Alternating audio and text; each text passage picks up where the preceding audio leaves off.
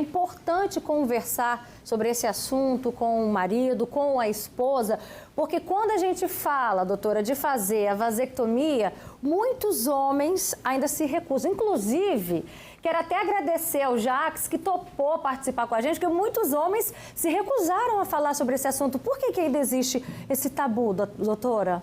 Há um preconceito, né? Ah, vou perder minha masculinidade, não vai funcionar mais. Não tem nada disso, gente. Não mexe nada na ereção, não tem problema, não perde a masculinidade.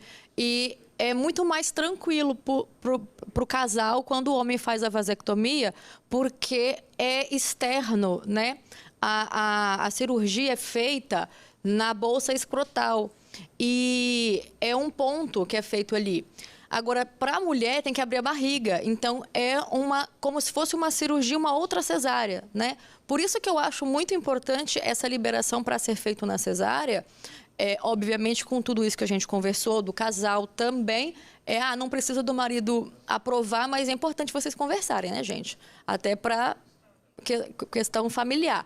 Mas, assim, eu acho muito importante porque evita uma outra cirurgia, uma outra exposição, um outro risco, né? Eu acho que o maior ganho, de verdade, foi essa questão de poder fazer junto com o parto, para mim. Foi essa... Já resolve tudo numa cirurgia só, foi né? Já podia, mas tinha muita burocracia. A gente trazer isso, trazer mais de como que é feito e por que fazer... Porque eu acho que... Mas aí, no caso, a mulher estaria furando a fila de espera ou não? Ela se torna prioritária justamente por conta dela estar fazendo parto? Ela já está ali na cirurgia. É 2 minutos a mais. Separar as trompas, dar o pontinho e fechar. Então, assim, se não tiver nenhuma complicação, que às vezes existe, tá? Tem paciente que a gente não consegue fazer, mas a maioria das vezes é possível fazer durante a cirurgia e evita dela ter que fazer outra cirurgia, ter outra internação, se expor novamente a um risco, porque uma cirurgia é um risco, né? De infecção e tal. Então, assim, um risco menor. E o pós, né? Também já vai tudo de uma vez, a recuperação pós-operatória. Exatamente. Olha só... Agora, a mulher que não está em trabalho de parto, assim, que não está em cesárea, não vai fazer uma cesárea, aí, ok, o marido, para ela é muito melhor, porque pro homem, a cirurgia é mais prática ainda, mais tranquila ainda. Já você vai contar pra gente como que é essa recuperação para os homens. Vamos quebrar esse tabu, minha gente. A gente contou agora, conversou com a Nanda, né? Ela não está conseguindo há 4 anos. A gente vai ver a história da Essione, que já teve o pedido da laqueadura negado 5 vezes. Pensa, gente. Olha só o depoimento dela. Meu nome é Essione, tenho 39 anos, né? 5 filhos. E até um tempo atrás, né, eu tinha plano de saúde e eu tentei fazer a laqueadura pelo plano, né? Andei mais ou menos por uns 5 profissionais, né? Mas toda vez que eu procurava, eu não consegui uma indicação para a laqueadura, né? Toda a indicação que vinha dos profissionais sempre era no sentido de colocar um DIU, né, que é o DIU de Mirena. Então, a gente colocou na lista de espera pelo SUS, tanto eu quanto ele. Aquele que conseguir, né, primeiro vai fazer. Torce aí para que você consiga sucesso nessa fila de espera, viu, Essione? Você ou o seu marido. Deixa eu voltar a falar com a Nanda para saber o seguinte, se nesses 4 anos, como é que ela tem feito, né, como método contraceptivo? Pois é, Beta, aí que está a questão. Por conta, como eu já falei, do histórico que eu tive, foi indicado que eu não usasse, na época, não usasse nenhum tipo de anticoncepcional por conta da quantidade de hormônios, né? E eu tenho que usar preservativo, como eu pego no posto, compro na farmácia. Porque eu não posso mesmo usar nenhum tipo de hormônio. E antigamente eu tinha um plano de saúde, quando eu fui casada da primeira vez eu tinha um plano. Eu tentei pelo plano de saúde, solicitei fazer a laqueadura quando eu tive o meu 2º filho, foi negado. E quando eu perdi o plano, que eu me separei e perdi o plano, eu vim para o SUS. Então, assim, eu já tinha uma médica que tinha um histórico comigo desde os meus 15 anos, ela me seguia, me acompanhava. E quando a gente vem para o SUS, a gente não tem um único médico, a gente não tem um único profissional. A gente tem que ir naquele que tiver no dia. Então, assim, a gente fica meio que um ping-pong, né? Porém, agora aqui no posto, com tudo que está acontecendo com relação a esse novo nódulo que foi encontrado, graças a Deus eu tenho ficado com uma doutora só.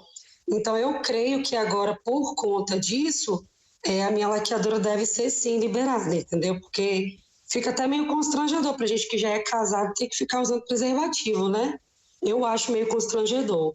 Embora Mas ainda assim seja indicado, né? Porque a gente sabe né, também da importância do preservativo.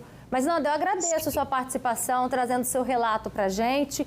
E eu espero que, primeiramente, né, enfim, como é que é? Esse ponto maligno que apareceu, perdão, cisto, né, que apareceu.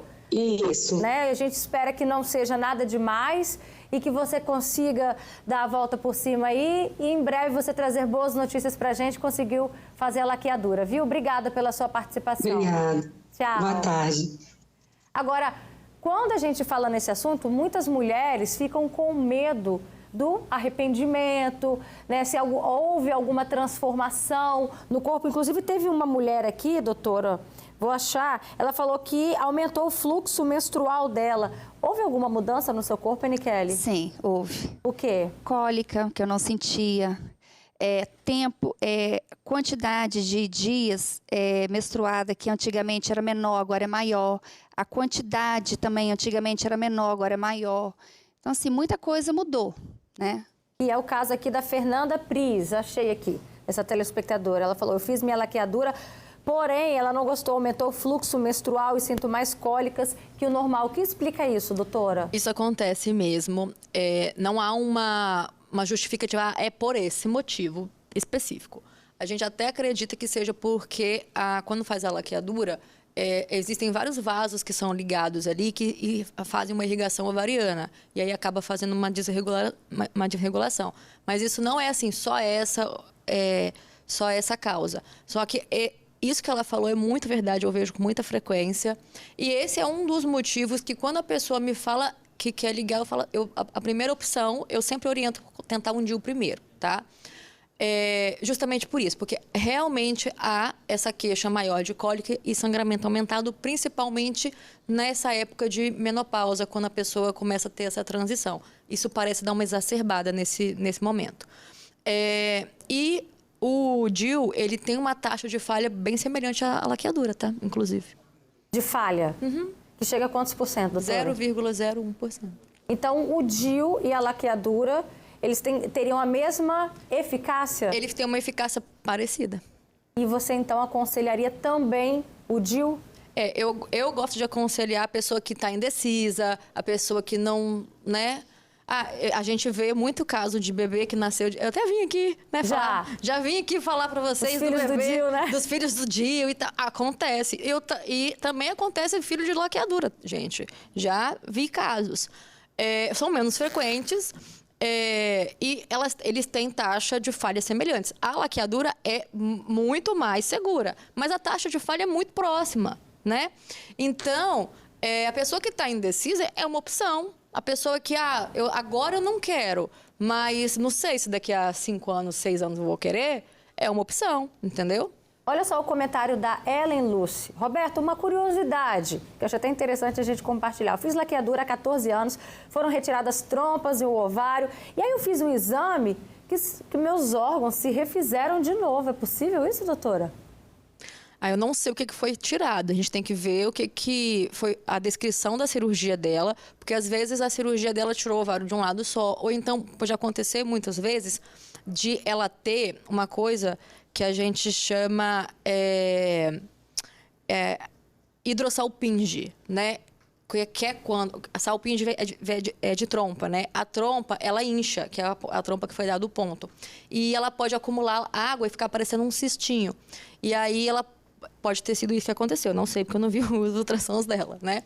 Mas é muito comum isso acontecer. Agora, voltar tudo, Sei não, tem que ver o que aconteceu aí. Olha não, só. Não me responsabilizo. Vamos ver aqui o comentário da Thali. Vanessa Thali. Eu fiz laqueadura há 16 anos. Ela tinha 23 anos, é isso? E depois de 2 cesarianas. Foi logo depois do parto. Então, ela fez antes da idade? É isso que eu estou entendendo? Ela fez antes da idade, foi logo depois do parto. Ela conseguiu resolver igual a Anne Kelly. Eu queria que você falasse, Anne Kelly, da tranquilidade que eu imagino que deve ser você conseguir ter relações tranquilamente com seu marido, né? E não ter essa preocupação de engravidar. Exatamente, porque quando você vem do histórico, igual eu, planejei, né? Os meus 2 filhos, o terceiro eu tinha muita vontade, mas não era o nosso plano naquele momento, mas um plano futuro, né? Aí eu engravidei, então assim, doutora, eu quero ligar, então assim, eu planejei a ligadura. Então, hoje, eu tenho assim, tranquilidade, eu já vou para os meus 44 anos e, assim, estou bem tranquila, né? Com os meus 3, sabendo que eu não vou engravidar mais, né? Olha só o comentário da Silvana, ela fala, meu filho foi um milagre de Deus na minha vida, né? Ela passou por aborto, ficou internado por 5 dias, hoje estou com 45 anos e não quero tentar novamente. Então, quando a mulher está decidida, é muito importante, né, doutora, ter essa convicção de que não quer mais ter filhos. Exatamente. E isso acontece também, né? Doutora, eu não tenho mais condição, a questão da idade, pressão alta, já tive foi muito sofrido, não quero mais. E isso é legítimo, gente. A gente tá... Cada caso, ele tem que ser analisado com o carinho que ele merece, né? Agora, a partir de 21 anos, você tem direito. Se você quiser, você faz, o corpo é seu, tá tudo certo. E não precisa mais daquela canetada do cônjuge, tá? Isso que também é bem interessante, porque, embora seja importante a gente conversar, é um assunto familiar, muito importante a gente debater esse assunto, mas o mais importante nessa história toda é a gente ter autonomia também do nosso corpo e da nossa própria vontade, né, doutora? Exatamente. E é uma coisa interessante porque, em alguns casos, a gente vê isso acontecendo na vasectomia também. O homem quer fazer a vasectomia, a esposa tem que autorizar. Mas, em muitos casos, isso não é igual para a mulher, entende? Eu já vi muitos casos de que o cara conseguiu fazer a vasectomia, mesmo sem... Ou então a esposa nem sabia que o cara, né, tinha vasectomia. Quantos casos a gente não vê por aí, né? E a pessoa está lá tentando e ficou sabendo depois. Então, assim, eu acho que tudo uma questão de bom senso, tudo uma questão de entendimento e da expectativa que você tem com aquele relacionamento, com aquela pessoa, com a família, né? E aí, para a gente finalizar, o comentário da Rita de Cássia Santiago. Ela fala, gente, nas unidades de saúde tem um programa de planejamento familiar, no qual o casal participa de reuniões para esclarecer a respeito de laqueadura tubária ou vasectomia. Então, tá aí mais um serviço, né, que é muito importante a gente ter essa informação. Obrigada, viu, Rita, por contribuir com informação aqui no Fala Espírito Santo para todos os nossos telespectadores. E esse é o nosso papel, né, passar informações para que a gente consiga fazer esse planejamento que hoje é extremamente importante, se planejar.